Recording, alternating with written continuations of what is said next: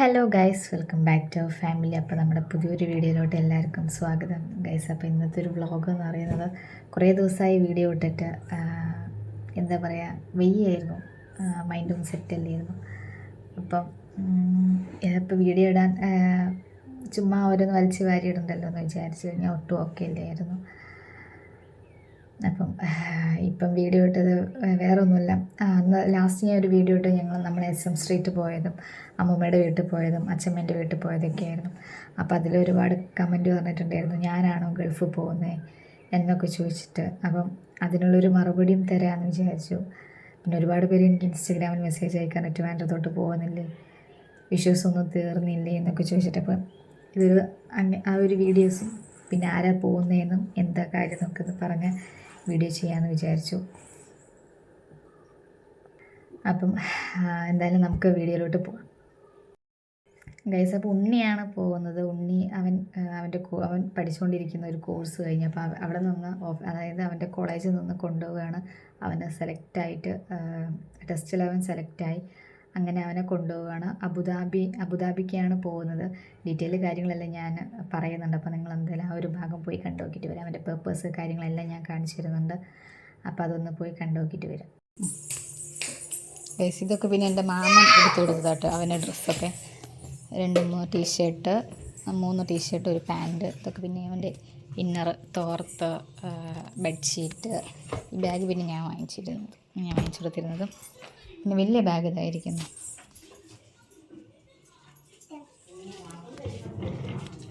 വലിയ ബാഗ്. അതുപോലെ തന്നെ ഇത് ഷൂ സോക്സൊക്കെ കേട്ടോ. അപ്പം അതിൻ്റെ ഓട്ടത്തിലും കാര്യങ്ങളൊക്കെ ആണെങ്കിൽ ഇപ്പോൾ ഉച്ചയ്ക്ക് ശേഷം അമ്മയും അവനും കൂടെ പോയി കൊണ്ട് സാധനമൊക്കെ വാങ്ങിച്ചു കൊണ്ടുവരും. നാളെ അവൻ്റെ ഫ്രണ്ട്സൊക്കെ വരുന്നുണ്ട്. നാളെ സൺഡേ ആയതുകൊണ്ട്.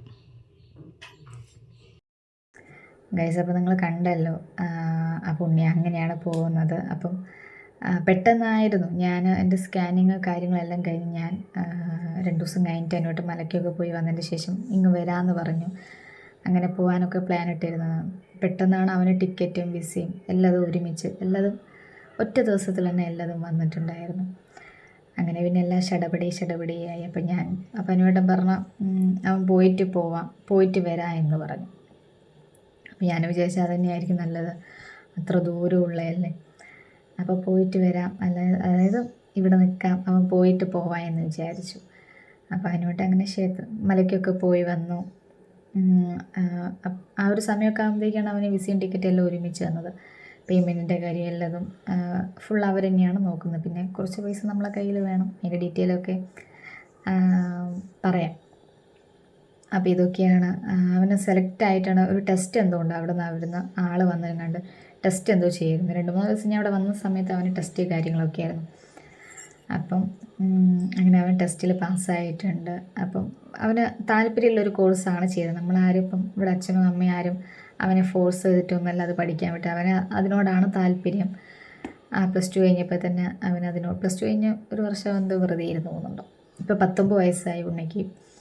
അപ്പം അത് കഴിഞ്ഞതിന് ശേഷം അവന് ഈ ഒരു കോഴ്സ് 6 മാസത്തെ കോഴ്സാണ്. ഇവിടെ നമ്മളെ കോഴിക്കോട് ഇവിടെ പേട്ടയിൽ ചുങ്കം ഫറൂഖ് പേട്ടയിലുള്ളതാണ് ആ ഒരു കോഴ്സ്, ആ ഒരു കോളേജ്. അപ്പം 11 പേരുണ്ട്. അവർ ഫ്രണ്ട്സ് 1-2 അവൻ്റെ സീനിയറായിട്ടും അങ്ങനെ പിന്നെ അവൻ്റെ കൂടെ പഠിക്കുന്ന 1-2 ആൾക്കാർക്കും സെലക്റ്റിംഗ് ആയിട്ടുണ്ട്. അപ്പം ടോട്ടൽ 11 പേരാണുള്ളത്. ഈ വരുന്ന തിങ്കളാഴ്ച, അതായത് ഇന്നിപ്പോൾ ശനിയാഴ്ചയാണ്, മറ്റന്നാളെ ഇവിടെ കാലിക്കറ്റിൽ നിന്നാണ് ഫ്ലൈറ്റ് വരുന്നത്. എയർ ഇന്ത്യയാണ് തോന്നുന്നുണ്ട് കേട്ടോ.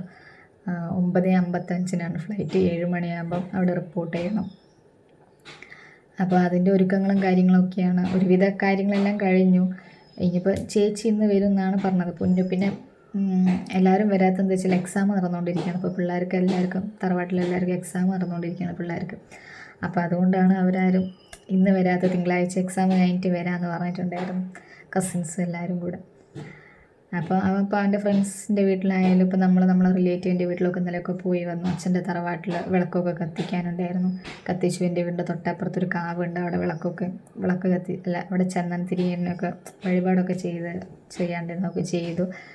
ഇവിടെ അടുത്തുള്ള ആൾക്കാരുടെ അടുത്ത് വേണ്ടപ്പെട്ട എല്ലാവരോടും, അച്ഛൻ്റെ ഫ്രണ്ട്സ് ആയിക്കോട്ടെ, അനുവേട്ടനായിക്കോട്ടെ, അവിടെ അനുവേട്ടൻ്റെ വീട്ടിലും ചെറിയച്ഛൻ്റെ വീട്ടിലും എല്ലാവരും വിളിച്ചു പറഞ്ഞിട്ടുണ്ട്. ചേച്ചീൻ്റെ അവിടെയാണെങ്കിലും എല്ലാവരും വിളിച്ചു പറഞ്ഞിട്ടുണ്ട്.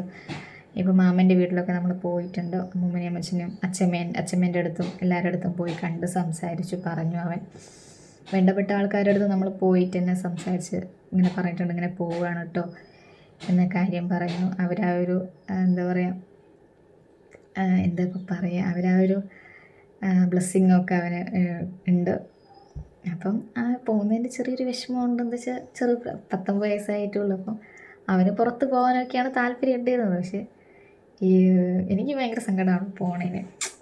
എന്ത് പോയി നല്ലൊരു ജോലിയൊക്കെ സെറ്റ് ആവട്ടെ. ഇവിടെ അച്ഛനും ഉണ്ട് കേട്ടോ. അപ്പോൾ കുറച്ച് ദിവസമായിട്ട് ആൾ വീട്ടിലൊക്കെ നേരത്തെ വരും, വീട്ടിലൊക്കെയാണ് ചില സമയത്ത് ഫ്രണ്ട്സിൻ്റെ കൂടെ. അപ്പോൾ അവനോടിപ്പോൾ പറയും ഇങ്ങനെ ദിവസം അടുത്ത് വരുന്നതുകൊണ്ട് അങ്ങനെ നേരം വൈകി വരണ്ട, നേരത്തെ വീട്ടിൽ കയറാനൊക്കെ പറയും. ഇങ്ങനെ ഇപ്പോൾ അവിടെ എന്ന് പറയുമ്പോൾ ഇവിടെ അടുത്തുള്ളൊരു ചേട്ടൻ അവിടെ വർക്ക് ചെയ്യുന്നുണ്ട് അബുദാബിയിൽ.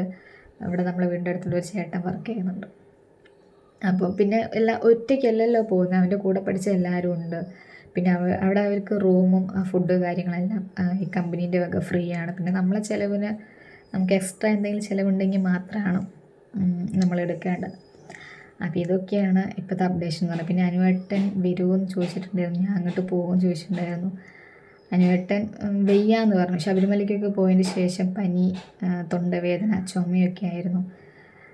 അപ്പം ഡോക്ടറൊക്കെ കാണിച്ചു, 2 തവണ ഡോക്ടറെ കാണിച്ചെങ്കിലും കുറവില്ല എന്ന് പറഞ്ഞു. പിന്നെ ഷോപ്പിലോട്ട് ഇപ്പം അനുവേട്ടൻ തന്നെയാണ് സാധനങ്ങളെല്ലാം ഓടിയെത്തുന്നതും ഷോപ്പിലിപ്പം. അങ്ങനെ ഇപ്പോൾ അനുവേട്ടൻ മാറി നിന്ന് കഴിഞ്ഞാൽ ശരിയാകാത്തൊരു അവസ്ഥയാണ്. പക്ഷേ തുടക്കമായതുകൊണ്ട് തന്നെ അനുവേട്ടനും അവരുടെ ഒരു സപ്പോർട്ട് വേണം. അപ്പം വരാമെന്നാണ് പറഞ്ഞത്. ഇപ്പം ഞാൻ കുറച്ച് നേരത്തിന് വിളിച്ചപ്പോഴും എന്നോട് പറഞ്ഞു ഞാൻ വരത്തില്ല, ഇങ്ങനെയാണ് കാര്യങ്ങൾ, വയ്യാന്ന് പറഞ്ഞു. ട്രാവൽ ചെയ്ത് കഴിഞ്ഞാൽ കൂടുതലും വയ്യാതെയാവും.